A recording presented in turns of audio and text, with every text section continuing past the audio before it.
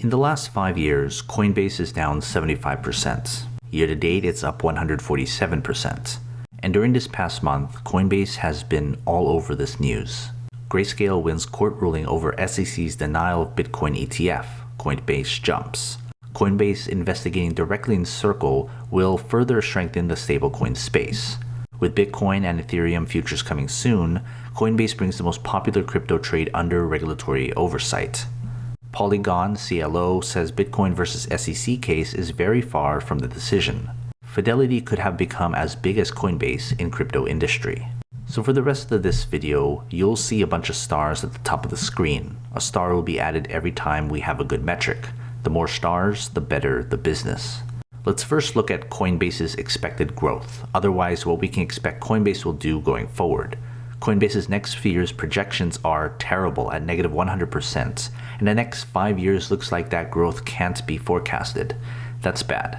No stars added. Next, let's look at Coinbase's key valuation metrics, specifically 5 of them. For the price to sales ratio, it multiplies higher than the index. We want it lower. That's bad. For its PE ratio, it's higher, almost non-existent than the index. We also want that to be lower. That's also bad. For its price to cash flow, it's lower than the index. Again, we want that ratio to be lower, and that's good. With its price to book, it's lower than the index, so that's good too. And for the PEG ratio, we want the ratio to be above 1, but we don't have one, so that's bad. Noting that down on this section, we add 2 stars at the top of the screen. Following that, let's look at Coinbase's operating performance, specifically 6 key metrics that deal with Coinbase's business health. For return on assets, it's pretty bad, much lower than the index. For return on equity, also lower than the index. That's also bad. For its return on invested capital, worse than the index again, which is bad. As for its key margins, Coinbase's gross margins look very healthy. That's a good thing. For operating margins, we're at a negative, and that's a bad thing. And same goes for its net margins compared to the index, a bad thing. For this section, we add 1 star. Next, let's look at Coinbase's dividend metrics. Basically, if you're like me and put great importance on getting paid as a shareholder, you'll focus on these metrics. Unfortunately, Coinbase doesn't pay out a dividend, not any meaningful share buybacks, and that's pretty bad. For this section, we don't add any stars. Let's move on and look at Coinbase's financial health by checking out its balance sheet during its most recent quarter. We see its assets, which is trending up, that's good. Liabilities, which is also trending up, that one's bad. Debt, which is trending up, again bad. Equity, which is trending up, good. And cash holdings are trending up, which is also good. For this section, we add 3 more stars. Looking at free cash flow, right now Coinbase has a negative cash flow and it's getting worse, so that's bad. And finally, for this section, we add no stars. What I see from these key metrics, Coinbase is a terrible business, even with the crypto becoming a bigger and bigger thing.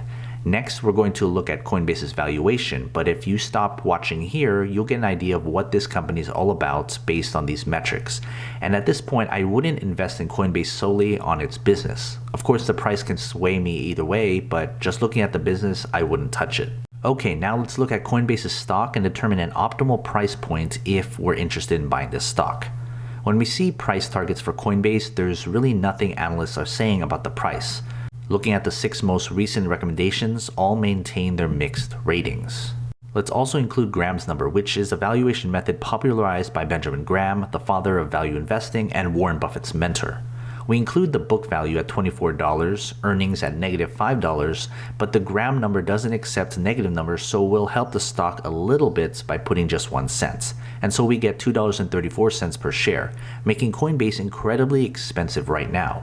But unlike analysts who can be too optimistic and Benjamin Graham who can be too conservative, there should be a middle ground, and that's my fair value price for Coinbase. But before we get to that, join my Patreon. You'll get access to every grade from every company I've analyzed. It's updated all the time. Go to patreon.com/GrowthShares or click on the link in the description. We can probably all agree, Coinbase has different valuations for a rather poor company, but should you buy it at its current price? I give Coinbase a fair price of $36.79 per share. Right now, the stock is just too expensive, and you'll see that many long-term investors will think so too. In the end, I give Coinbase a final grade of 0 out of 99. Overall, a terribly run company with even worse fundamentals, and it's overpriced.